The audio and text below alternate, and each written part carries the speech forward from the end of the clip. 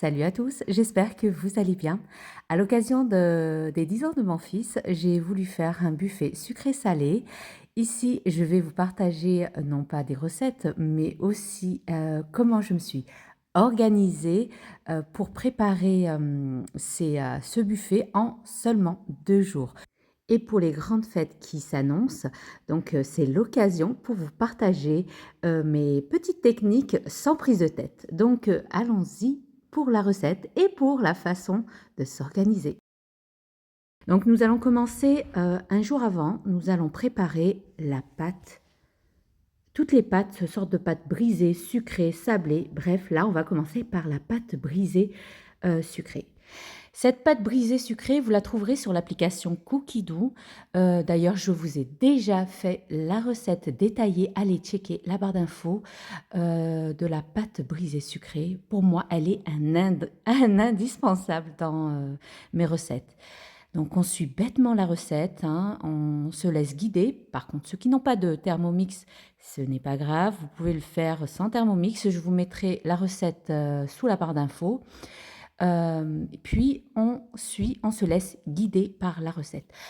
Alors comme je vous ai dit, on prépare 48 heures à l'avance la pâte, toutes sortes de pâtes. Alors là, moi je vais faire pâte brisée, pâte sucrée et la pâte feuilletée. Donc on essaie de s'organiser, on fait une checklist, on se dit qu'est-ce qu'on va faire. Donc on commence par toutes sortes de pâtes. Il y aura un temps de repos qui est très nécessaire, qu'on mettra au frigo. Donc, vous voyez, là, je ramasse ma pâte.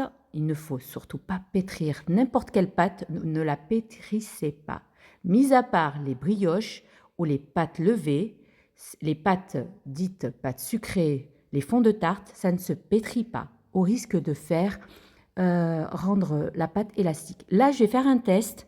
Vous voyez, j'ai enlevé un petit morceau pour voir si elle était facilement manipulable. Du coup, ma pâte, elle n'était pas vraiment, elle n'était pas très manipulable. Je vais la laisser 10 à 15 minutes au frigo. Vous voyez, je l'ai laissée 10 à 15 minutes au frigo et là, elle est plus malléable. Du coup, elle est plus facile à étaler et à foncer. Quand on laisse reposer la pâte, c'est le succès garanti que vous aurez une pâte qui ne se rétrécira pas au four. Donc là, je prends n'importe quel moule que vous avez chez vous. Prenez, comme ce sont des mignardistes, donc essayez de prendre des mini moules que vous avez à tartelettes, à mini muffins, bref, ce que vous avez chez vous. Donc ce sont des mises en bouche qu'on va présenter pour le buffet. Là, comme il me restait de la pâte brisée sucrée, je vais foncer un fond de tarte que je mettrai au congélateur directement et je la laisserai reposer le jour où j'aurai besoin d'avoir un fond de tarte. Ben, je l'ai dispo au congélateur. Donc, vous voyez, rien ne se perd en cuisine. Et c'est une pâte vraiment excellente au niveau façonnage. Elle ne rétrécit pas. Laissez-la reposer au frigo. Donc nous avons fait cette fois-ci la pâte brisée sucrée. Je vais la mettre au congélateur et nous allons maintenant passer à la pâte brisée. Là, je vais l'utiliser pour mes mini quiches. Alors, je prends toujours mon Thermomix. Là, je vais prendre en fonction des portions. Moi, je veux une grosse portion, donc j'ai choisi la portion la plus haute parce que vous pouvez choisir des petites portions comme des grandes portions. Là, j'ai pris la plus grosse portion, c'est-à-dire 200 grammes de beurre. Je vous mettrai toute la recette en barre d'infos. Là, c'est juste pour vous montrer comment je m'organise au niveau quand je reçois du monde. Donc, je prépare les pâtes 48 heures à l'avance. Je mets tout au frigo et le lendemain, eh ben, je rassemble tout. Et franchement, c'est un gain de temps considérable. Et si vous pouvez faire les pâtes brisées, sucrées, salées, pâtes feuilletées au congélateur et vraiment vous faites en plus et vous les congelez, franchement, c'est l'idéal. Mais si vous n'avez pas le temps comme moi, eh ben, faites 48 heures à l'avance et franchement, vous allez réussir. Là, ce qui est bien, tout est guidé. Donc ici, c'est la pâte brisée. Suivez pas à pas la recette. qui est au Thermomix. D'ailleurs, vous voyez, il y a un petit insert de vidéo pour vous montrer qu'il ne faut surtout pas malaxer ou pétrir la pâte. Là, je l'ai mis au congélateur et on va la laisser reposer minimum 30 à 20 minutes.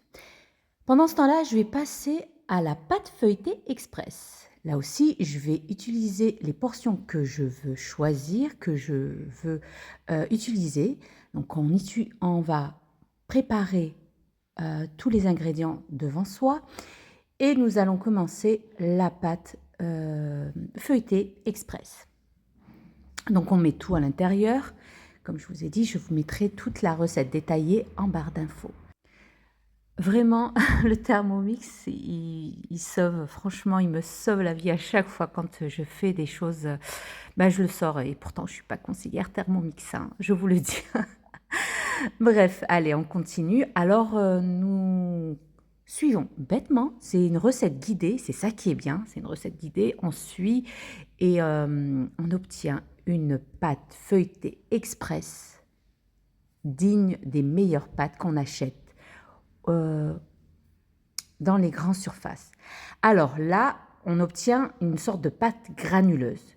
Je vais saupoudrer légèrement mon plan de travail et tant que la pâte est encore froide, je vais vite lui faire des tours. Si vous voyez que le temps dans votre cuisine, il fait très très chaud, mettez-la directement dans le frigo. Sinon, comme là, il faisait très frais et vraiment très agréable, du coup la pâte a été froide parce que, attention, un petit conseil, beurre congelé, l'eau froide et farine aussi. Si vous pouvez mettre de la farine au congélateur le temps que vous préparez tous vos ingrédients, je vous garantis que vous réussirez pour votre pâte feuilletée express. Alors là, j'ai fait 2 tours simples et 1 tour double.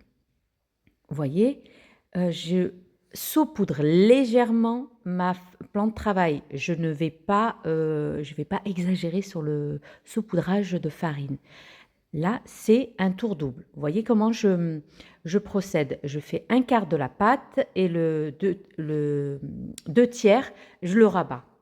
Bref, la vidéo parle d'elle-même. Vous voyez, là, j'ai fait un tour double. Et enfin, un tour simple. Donc, si vous m'avez comprise, 2 tours simples, un tour double et un tour simple. J'espère que vous m'avez comprise. Là, c'est bon, ma pâte, elle est bien faite. On ne voit plus le beurre, les morceaux de beurre, et je le mets au frigo. Là, maintenant, nous allons passer au façonnage de la quiche. Là, je l'ai bien étalé. Je coupe en fonction du moule que j'ai. Donc, prenez n'importe quel moule que vous avez chez vous. Je la fonce avec un ustensile ou pas. Et franchement, quand vous laissez votre pâte, briser n'importe quelle pâte, reposer au frigo, c'est un des maîtres mots secrets pour avoir une recette bien réussie. Donc, nous allons passer à l'appareil à quiche. Alors, c'est une quiche très simple. J'ai mis 2 œufs, de la crème liquide, 20 centilitres de crème liquide, une cuillère à soupe de moutarde. Là, c'est de la moutarde aigre douce. Sinon, de la moutarde simple, vous mettez qu'une petite cuillère. Et vous salez, poivrez et vous épicez à votre convenance. Là, je vais rajouter du persil séché et de l'échalote séchée. Si vous n'avez pas d'échalote, vous mettez de l'oignon séché. Bref, mettez les épicés aromates de votre choix. Ici, c'est un appareil à quiche basique. Là, ce que je vous donne, c'est que des idées pour que vous puissiez, vous, après, vous organiser dans votre cuisine.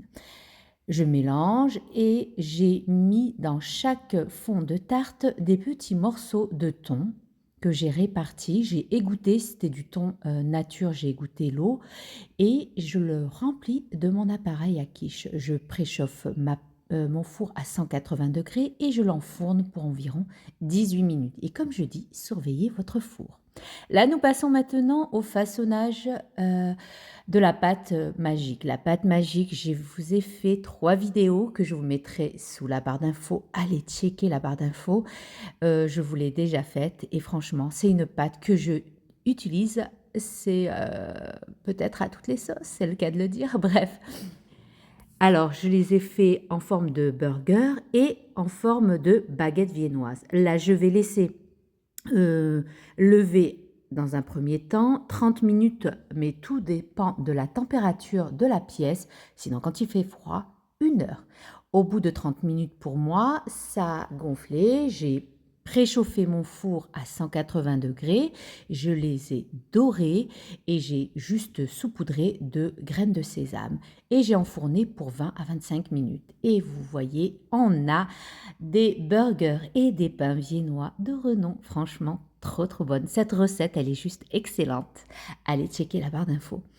Là, comme je vous ai dit, c'est juste pour vous donner des idées et le temps surtout d'organisation parce qu'il faut s'organiser quand vous recevez du monde ou quand vous faites des buffets.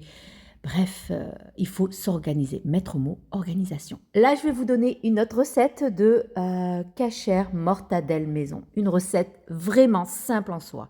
J'ai pris 2 blancs de poulet, 2 grosses escalopes que j'ai lavées, que j'ai déveinées. J'ai enlevé l'espèce de gras qui est autour et je les ai coupés en morceaux. Alors, nous allons passer aux épices. Alors, les épices, prenez les épices que vous voulez, que vous avez chez vous. Là, on va commencer par sel, poivre. Je vais prendre des piments. Là, ça s'appelle de la gnora, c'est du piment doux. Je vais prendre du persil séché. Vous pouvez mettre du thym, de l'origan, ce que vous avez, de l'aneth aussi, c'est très bon. Là, je vais faire simple. Puis, oui, je suis Madame Épice, j'adore les épices. Alors, ici, j'ai pris de l'ail séché et là, je vais vous montrer plusieurs sortes d'épices à poulet. Prenez n'importe quelle épice que vous avez chez vous, soit de l'épice, là je vous montre, c'est de l'épice poulet rôti, aux herbes, volaille. Attention, je ne suis pas sponsorisée par Ducros, c'est que j'adore ces épices. Bref, alors prenez n'importe quelle épice que vous avez chez vous, à shawarma, bref, pour épicer, pour donner plus de goût à votre blanc de poulet, parce qu'en soi, le blanc de poulet est très fade. Là, je vous montre l'ail fumé. Vraiment, si vous trouvez cet ail fumé, allez-y. Alors là, je prépare tout sur mon plan de travail. Il faut toujours s'organiser, avoir un plan de travail propre, organisé. Dès que vous finissez une recette, vous débarrassez le tout et vous lavez ce qu'il y a à laver et vous passez à la deuxième recette. Là, nous allons hacher notre blanc de poulet, toujours au Thermomix, mais sinon dans un simple hachoir. Et je suis allée dans la fonction hacher volaille. Là, j'ai fait 600 grammes, donc je vais prendre le plus haut poids et je vais hacher dans un premier temps. Alors, vous allez hacher en fonction de la consistance que vous souhaitez. Là, nous allons bien épicer et saler. Alors, saler à votre convenance. Moi, je mets une bonne cuillère à café bien bombée de sel parce que le blanc de poulet est très fade. Bref, le sel et le poivre, c'est à votre convenance. Puis, là, j'ai mis une demi-cuillère à café de poivre. Je vous ai déjà aussi partagé plusieurs recettes de cachère mortadelle maison. Allez checker, allez visiter mon compte YouTube. Il regorge de énormément de recettes. Alors ici, j'ai mis de la gnora. La gnora, c'est quoi? C'est du piment doux. Donc, c'est des flocons de piment doux. Et là, j'ai mis la cebolla. La cebolla, en espagnol, c'est de l'oignon séché et de l'ail séché. Comme je vous ai dit, je vous mettrai la recette détaillée sous la barre d'infos. Et puis, j'ai mis du poulet, l'épice poulet aux herbes, comme vous pouvez mettre l'épice poulet rôti. Je vais mettre, là, je vais faire simple, je vais la faire façon persillée. J'ai rajouté du persil séché. Là, je vais mixer 30 secondes, vitesse 6. Donc, vous allez bien mixer pour avoir un bon haché de viande, de poulet haché. Là, je vais prendre du papier film et je vais d'abord, dans un premier temps, bien le façonner en boudin. Je veux qu'il ait bien, il faut qu'on le serre bien, serrer bien, essayer de bien, fermer les fissures qu'il y a entre les, enfin dans la viande. Et là, on va faire un enrobage de poulet. Alors ici, c'est de l'ail et poivre. Là, c'est un mélange d'épices à barbecue. Bref, mettez les épices que vous avez. Vous pouvez faire simple. Sel, poivre, ail, paprika et c'est tout comme. Je vous montre juste les épices que vous pouvez faire et pouvez avoir. Alors, vous voyez comme j'ai bien roulé mon boudin. Là, je vais l'enrober des épices que je vous ai citées précédemment. Je vais bien l'enrouler dans 2 papiers cellophane, puis je l'enroule dans du papier aluminium. Pendant ce temps-là, j'ai fait bouillir de l'eau bouillante, non salée, et je plonge mon boudin de mortadelle et je laisse cuire à couvert à petit bouillon pendant 35 à 40 minutes. Et voilà, nous arrivons maintenant à la fin de notre vidéo. Là, c'est la première partie. Je vous montrerai la deuxième partie plus tard. Donc, des recettes accessibles, faciles à tous. C'est juste mot d'ordre, c'est organisation. Une organisation, c'est une semaine avant, vous écrivez sur un calepin. Alors ici, c'est pas moi qui l'ai fait, c'est ma belle-sœur. Je la remercie d'ailleurs. Ilham, si tu passes par là, merci pour tes donuts qui étaient, soit dit en passant, très très bonnes et excellentes. Alors, toutes les recettes que vous voyez ici, le napolitain, la mortadelle, les desserts aux 3 chocolats, la crème brûlée, le pain de mie multicéréales sont sur ma chaîne YouTube. Donc, n'oubliez pas, likez, commentez, partagez, abonnez-vous à ma chaîne si ce n'est pas fait. Rejoignez-moi sur Instagram et TikTok du même nom, Cooking with Zora, où je suis très présente là-bas.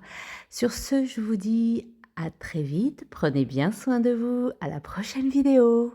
Bye bye.